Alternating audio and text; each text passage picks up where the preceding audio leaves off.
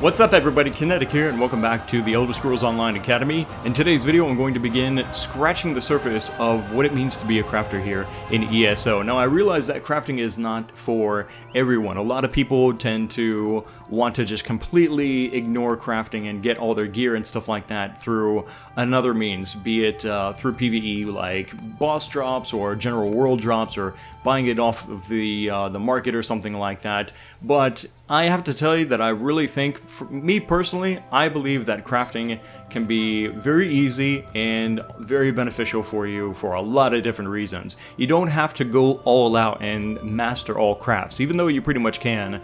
You don't have to do that. At the very least, I would think that each player would take the very basic professions that they need in order to maintain their own armor and weapon. So in this case, for my sorcerer, his role is going to be a damage-dealing spellcaster. I say his role because, of course, his class as a sorcerer, he can, well, like all classes, he can perform pretty much whatever. He can use any armor type, he can use any weapon type and things like that. For his role, I want him to be a damage-dealing spellcaster. That means I probably, at the very least, I want him to get into clothing, which makes light armor, also medium armor for those of you that are, for example, night blades, and I want him to take up woodworking as well, so that way he can craft his own staves. So, in order to get started with all of that, what you want to do is visit your Fighters Guild and your Mages Guild. The Fighters Guild will have the Certification Master that handles blacksmithing, woodworking, and clothing, and at the Mages Guild there should be an NPC there as well that handles provisioning, which is cooking, alchemy, and enchanting. Now I don't think you actually need to go through certification in order to start crafting. If anything, I think I can probably, for example here at the clothing station, I think I can go ahead and just start making whatever. The reason that we want to get certified though is because of, you can see it over here in the distance, we have these boards, these equipment crafting rates, and there's also another board over here. Hello there. This is the consumables crafting rate. So this is for alchemy, provisioning, and enchanting, and over there at the other board, that's for blacksmithing, woodworking, and clothing. Now, on those boards, we will get daily quests. The quests are really simple and easy to perform. For blacksmithing, it may be something like craft a couple daggers, a metal helmet, and some boots or something like that, right? And the value that you get out of the rewards from performing these dailies will pretty much break even, if not actually provide a form of profit, not to mention the experience gain, which is really nice for, of course, upping your crafting. So let's get started with the certification. Over here we've got Milanith, who, like I said, handles blacksmithing, woodworking, and clothing. Let me know if you have some time. I can train and certify you in something else. Okay, so we're going to start with clothing. If you convince me you know how to use a needle and thread, I'll certify you. However, you must commit. I can't certify two things at once. Alright, I want to be certified as a clothier. Show me you can craft a pair of homespun gloves. First, you'll collect some raw jute, then return here and refine it. Finally, you'll use refined jute to make the gloves. Of course. It was the first trade I studied. I'm happy to certify anyone familiar with a clothing station. Now run forth and bring me a pile of raw jute. I spotted some raw jute growing on the outskirts of town. You might as well harvest it yourself. Should that not be enough, you'll have to search elsewhere. Alright. So, if you haven't been collecting any jute up to this point, then yeah, they'll probably go ahead and give you a location just outside of town where you can find some jute. And let's see, if I press T, it'll cycle through my, here we go, my crafts, or excuse me, my quests. And I'll jump on my mount and we're gonna head over to that location, get some jute, and come back here to show for Milanith. Alright, I've got all the jute that I need. Ooh, let's definitely pick this up too. I could use some Blessed Thistle on my other character for alchemy. Alright, so we've got our jute. Oh, here's some more though. I don't mind picking up some more while I get the opportunity. Alright, so this time we're going to find our certification master over here by the clothing station. Search grassy areas in the wilderness for raw jute. You should find enough if you look around. Raw jute is plentiful if you know where to look. Just don't chew on it. It can really do a number on your... well, just don't chew on it. Take the raw jute to a clothing station. If you have enough, you can easily refine it. Bring the refined jute to me when you're done, and then you'll make some homespun gloves. If you're in a guild, check the guild stores. They often have raw materials and refined goods for sale. Of course, you can always trade with a friend. Right, so there's another reason to get into harvesting and crafting. If you get into a trading guild, then you'll be able to sell your items and your materials to other players. Alright, so all we gotta do is refine our raw jute. So here we can find it. Just press E to add, or whatever your key is, and then refine. This will take 10 raw jute and make some workable jute from that. Before you make the gloves, you need to bring raw jute to a clothing station and refine it. When I'm refining jute, I sing to help pass the time. Not too loud. I don't want to disturb the other clothiers. Head to the clothing station and craft a pair of homespun gloves. You shouldn't need much refined jute. Don't forget a style material. You can purchase them from any clothier or scavenge them yourself. Alright, so I'm not going to go through her dialogue. I'll just explain. Styling material is something that you can loot from all over ESO, and there's a bunch of different ones actually. I might have one. Aha! Yes, I do.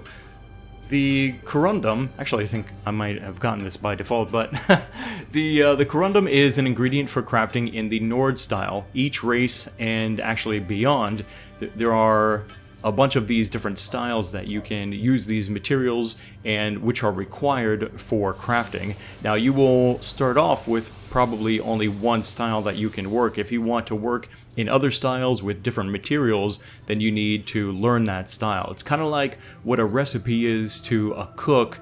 The motif is something that you can loot or you can purchase from the market, and it will help you learn that style. And I highly recommend, if you're going to get into crafting, don't wait to find these scattered around throughout the world. It will take you a long time probably. Just go ahead, jump on the market, and on the PC version, I don't know how much they are on consoles, probably inflated, but on the PC version they've gone down to easily under 300. If you're paying like more than 400 or 500 or something like that for the motifs, then forget it. Just keep searching around or work with what you got until you can find something cheaper. Anyway, back at the clothing station. So now we are going to come here, and it said gloves, right? With our jute, and here is the Dunmer style that we have available to us. So we've got the piece that we want. This is the light armor, by the way. If we keep scrolling over, now we're getting into the medium armors. You'll notice also that as you change the armor type, it also changes the material type. So now we're working with leathers of a sort here. So gloves, jute, and the style that we need. There we go. Craft a pair of homespun Already gloves. did it. You know, I'm a master clothier, yet I still own a pair of homespun gloves. They keep my hands warm at night. Sometimes simple is better.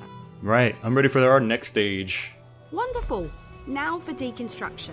There's much to learn from breaking down your own work, even more so with someone else's creation. Head to a clothing station and deconstruct your gloves. Or anything else, really. Just be sure you do it there.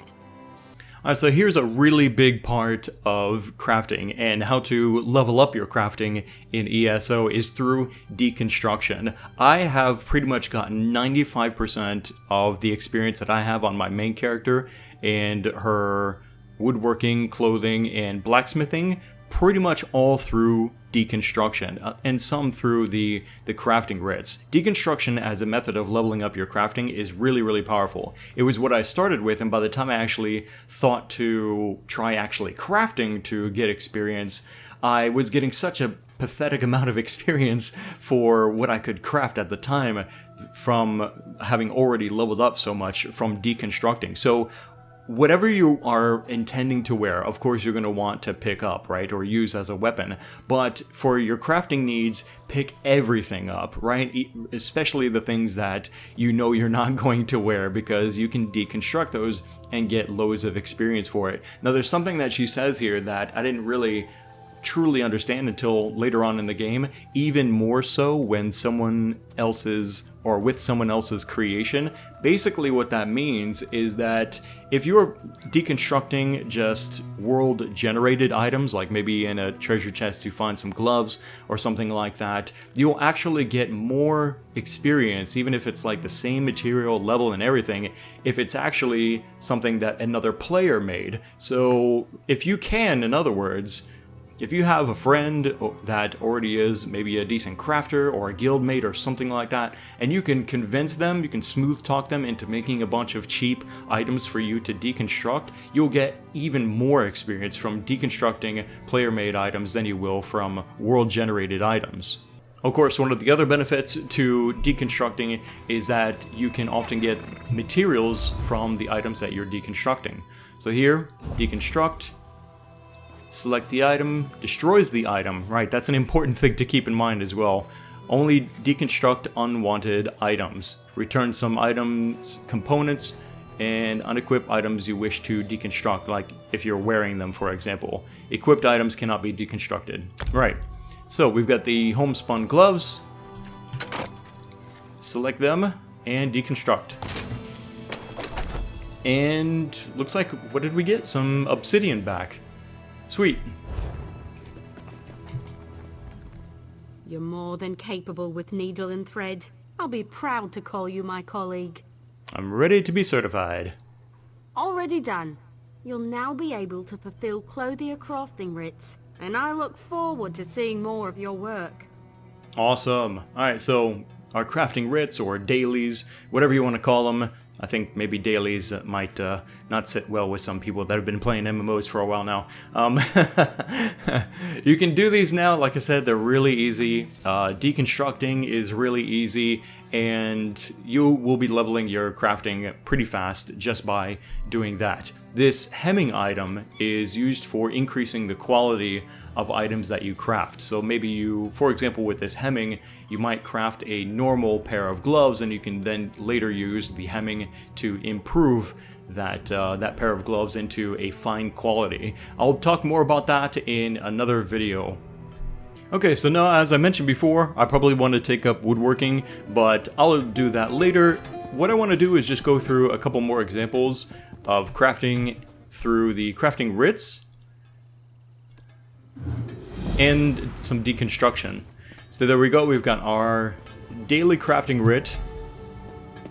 We need to make 2 helmets, arm caps, and bracers from rawhide. Hopefully I have enough of that material. Pretty sure I do. Here we go, rawhide scraps. Just in case. There we go. I should have enough. And I already forgot what the hell I need to make. Right, helmet, arm cap. I really wish they would put that. You can see it up there in the top right. I really wish they would put that in the same window as from when you're examining the bench, because I have really bad short-term memory loss. Alright, helmet, arm caps, bracers. Let's go. Bracers, here we go. So I've got more than enough pieces to get this done.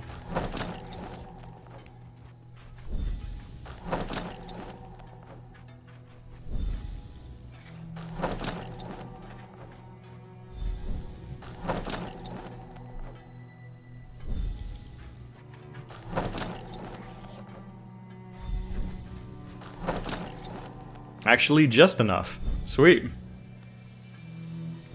Alright, so now I've got all the goods inside of my inventory. Now, please don't do this one mistake that I made at one point. Like I said, short-term memory loss, it can be a pain. I actually, for whatever reason, decided right after I made all this stuff one time that I would go ahead and deconstruct it. Don't do that, because you still have to deliver the stuff in order to actually complete in order to actually complete the crafting daily.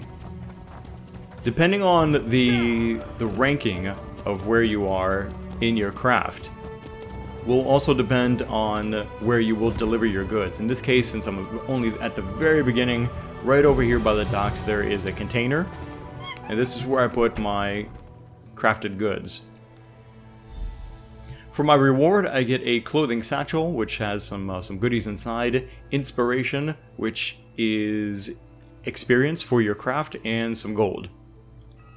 Have no fear. I'll get your shipment where it needs going. Alright. Let's take a look at that clothing satchel. Alright, wow, that's actually pretty good. Oh, wow. No way. That is legendary indeed. This is the first time I've ever seen this, okay?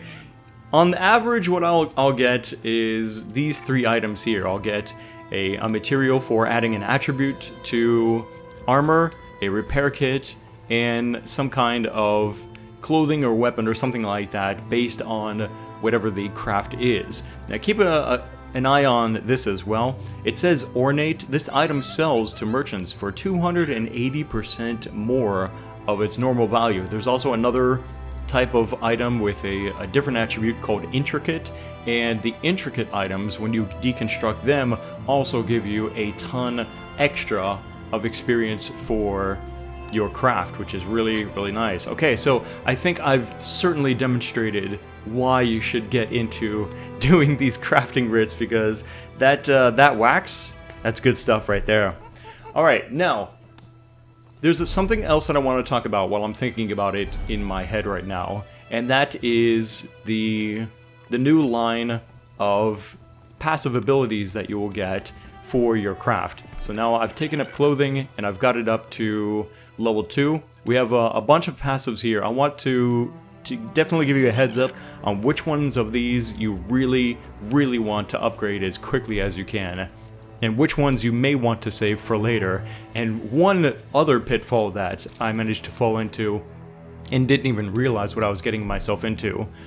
This first passive here, Keen Eye, you'll have this for all of these, I think, pretty much alchemy, enchanting, well, not enchanting, but let's see what else.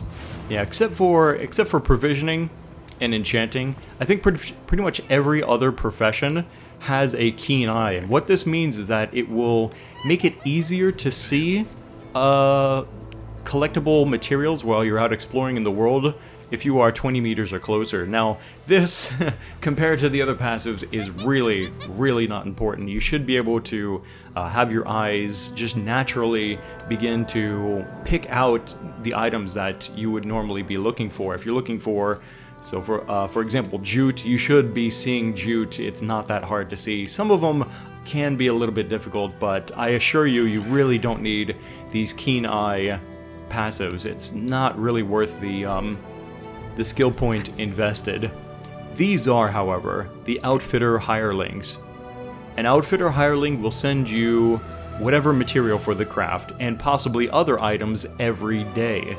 This can be a very powerful way of helping you supply yourself with materials that you need for your craft, and also, kind of like what I just got from the crafting writs, you also have an opportunity, a chance of also maybe getting some really awesome high level and very valuable items that you yourself can use, or you can sell to other players. You definitely want to try and get these outfitters as quickly as you can.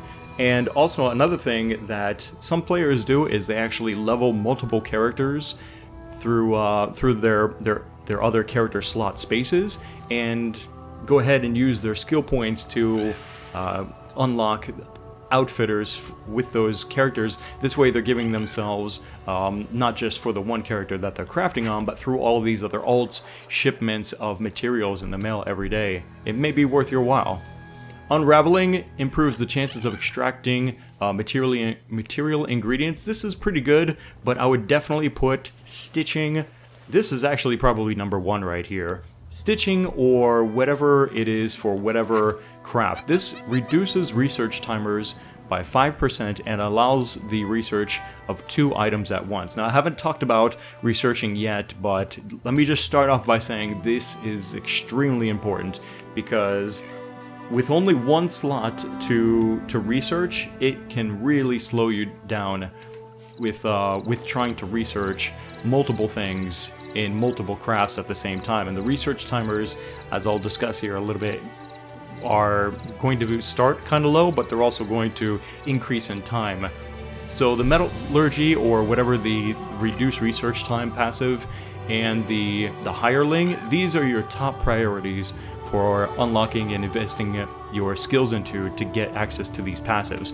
Now here's a warning that I want to give to you guys, because this is something that I did and I didn't actually realize what was happening.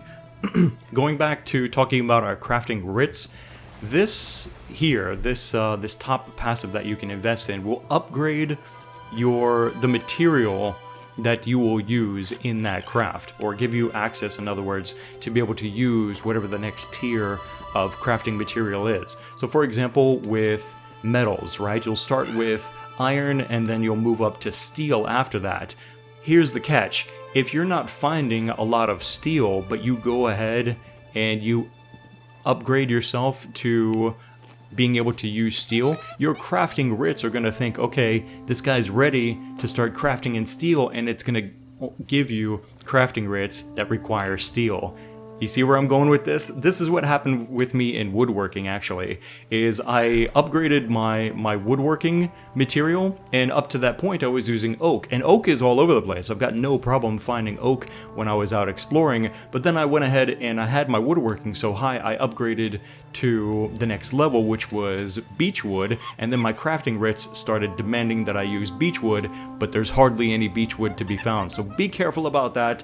Stick with whatever the highest material is, or the highest level of this for your craft is, that you have a lot of materials for. If you have a ton of, let's say, high iron ore, which is made for converting into steel, stick to that before you try to move up to the next one. When you start finding whatever the next tier material is in abundance around you, then upgrade this passive ability for your craft. Alright, one more hint about speeding up your crafting through deconstruction. Visit whatever NPC store area you have in your town and start stealing stuff. These items here that you can find at these NPC armor and weapon merchants can pretty much easily be stolen, and can be a great early source for items that you can begin to deconstruct and level up your craft. Be careful though, you want to make sure that you are fully hidden. And that's not fully hidden, okay? See the eyeball opening up like that? Make sure, if you can, that you are fully hidden before you go taking items, because you really don't want to get caught now stealing in ESO. It's not worth it. Be careful. There's a pact guard right there wandering around. If she sees you, you're gonna be in deep shit. Tread carefully, but leave with full pockets, my sticky-fingered friends. Alright, now it's finally time to talk about researching timers. I'm on my main character right now, my Nightblade, and this is pretty much how I almost start off all my days, is by checking the workstation here in ESO and checking my research timers. Now remember, I was talking about the one trait, or excuse me, the one passive from your crafting, the stitching, for example, that will give you another research slot. That's what I've got here on my woodworking. You can see I've got 0 of 2 that are working, so I can go ahead and select from items that I have on my character in her bag, and also items that are in my bank, which is quite convenient. So what we're looking at here is a list of traits that I can research. If you remember down at the bottom of the crafting window, it says trait. Now you don't need to apply a trait in order to craft something, but if you are trying to make anything significant for yourself or maybe for other people for whatever reason, you probably want to add some kind of trait. And some of these traits are certainly worth your time researching earlier than others, I think. For example, training increases skill line experience with this item is a fantastic trait to be able to apply to some kind of weapon or armor for yourself, or like I said, for other people. There are some other ones that I don't consider to be as useful. Let's see, if we go to apparel, okay, well fitted, this reduces the cost of sprinting slightly. I don't think that's a very valuable trait compared to training or even exploration. Increases exploration experience gained while you're out exploring out in ESO. The reason why I'm bringing this up is because I think I also made a hint about how these research timers go up and up and up, and it's actually telling me now how long it takes right here. I have items that can be researched and it's telling me how long that research for that one is going to take. This started out at 5 hours, then it went to like 10 hours, now it's 20 hours. Did you notice this one? 3 freaking days and 10 hours. This is real life time, people. This is not in-game, okay? This is gonna take 3 freaking days, and it goes higher and higher. You wouldn't believe how high this goes. I still can't believe it. So that's why I'm saying you probably want to prioritize the things that you want definitely to study earlier than the ones that you know you will not really care about and that can be saved for later, because that's just going to take longer and longer and longer. I definitely want to research training. So there we go. Select the item, and just like deconstructing, this actually destroys the item. So be careful about that. Also, here's an important note as well. Notice that this item is white, and it also has this attribute. Most items that you will find for the purpose of whatever, using yourself or for deconstructing or whatever, will actually be green in order to have an attribute. Most white items don't have an attribute attached to them. In this case, it does. So I'm saying this as a warning because I know I'm guilty of this in the past, like just going to whatever merchant that I can sell things to that I don't want or whatever, and I'm just like sell, or I'm deconstructing. Actually, that's probably what I should be talking about. I'm deconstructing white items that I could be training from, in other words.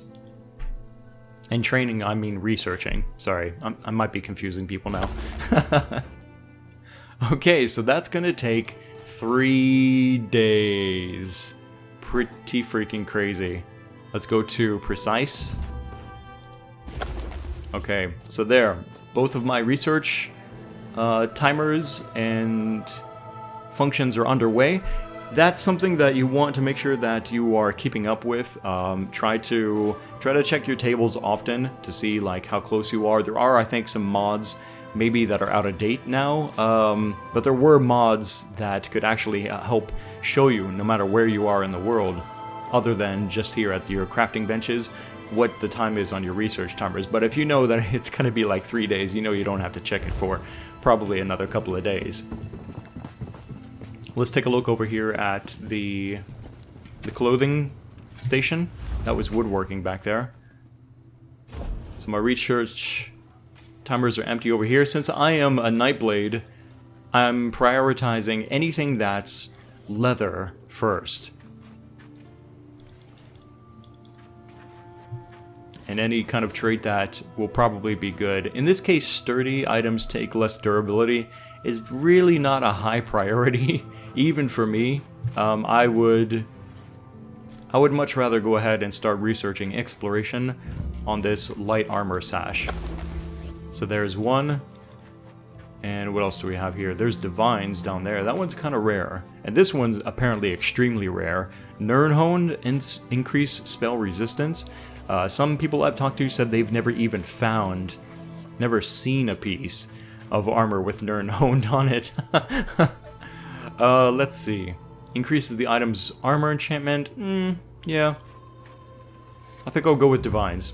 Mundus Stone. Alright, there we go. So both of those timers, see this one's only 5 hours, no big deal. This one's 10 hours now. That's still not too bad. And let's see, blacksmithing. My blacksmithing timers are all down. I've been waiting to do more researching, like here in this video. I saved all my research timers on empty for this. All right, let's see. We've got a weighted. This is pretty good for weapons. Defending, another weighted. Let's see. What about the heavy armor stuff? We've got exploration down there. That's pretty cool. Impenetrable, increased resistance to critical hits. I like that too. We've got a couple of those actually for a couple of different pieces.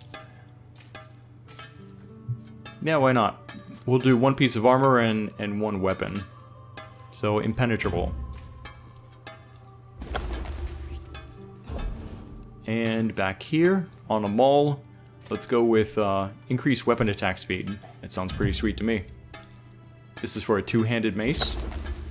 Alright, so that's going to take 5 hours on the mace and 20 hours on the boots. That's all for now, guys. I can't think of anything else to share for you with crafting knowledge here in ESO. There's probably some things that maybe I forgot. I know I didn't get into upgrading or in more detail about actually crafting materials, but I really feel like that's all you really need to know is just deconstruct things and keep up with your researching for the most part, and that's going to really be a large part of you growing here with crafting in ESO. If any of you out there have additional advice that you would like to share for the community, for newcomers, or even for me, because I'm still a noob at this, sound off in the comment section down below. Click the like button to support these Elder Scrolls Online Academy videos. I've got more on the way soon, so make sure that you're subscribed. Thanks again for watching. My name is Kinetic, and I'll see you next time.